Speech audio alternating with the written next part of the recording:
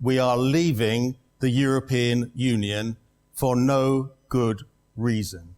Leaving because of a flawed referendum in which the majority of the electorate did not give their express agreement to leaving the European Union.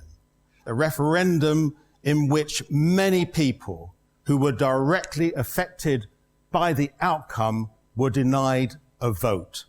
A referendum in which all of the reasons to leave were based on lies and mistruths. A catalogue of awful lies which demeaned and undermined our democracy. It's the duty of all patriots to speak up when you can see danger ahead for your country. And for all of us who can see danger for Britain as a result of Brexit, have a duty to speak up. But in the main, of course, Brexiters have told us that we should instead shut up. We're told that the decision has been made and it cannot be undone. But anyone who says that doesn't understand democracy, because anything democracy decides, democracy can also undo. One of the main functions of democracy is to give voters opportunities to change their minds. Otherwise, we could never vote a government out of office. Otherwise, a new government coming into office could never undo the democratic decisions of previous governments. So, can Brexit be stopped? Well, of course it can, if that's what Britain wants. Anything's possible. In a democracy, anything is possible. As far as we know, only the laws of physics can't be changed.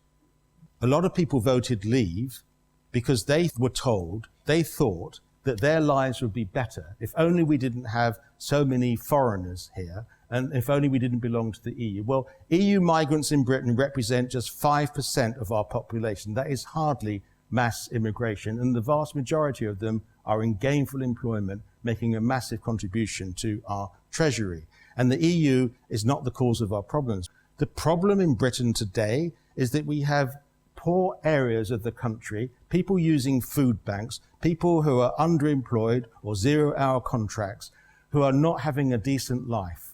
It is not the fault of migrants and the EU. We should not be scapegoating them. It's the fault of our politicians. We shouldn't let them off the hook. We need successive governments to invest billions into the infrastructure of Great Britain, into more training for our workforce, for more affordable homes, for more hospitals. We need all that, and none of that is to do with migrants or the EU. And unfortunately, that hasn't been properly understood yet. In my view, the 17 million or so who voted for leave are not bigots, they're not racists. They sincerely believed that voting for leave was in the best interest of the country and themselves. They were told it was, and they believed it. And I don't blame them.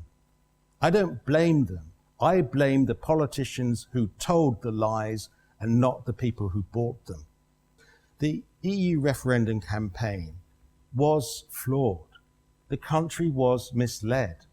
The antidote to lies is the truth. And the truth normally prevails in the end. But we don't have much time. Britain is due to leave the European Union at the stroke of midnight on the 29th of March, 2019. So our job now is to persuade Britain to do a U-turn on Brexit. That's what we have to do.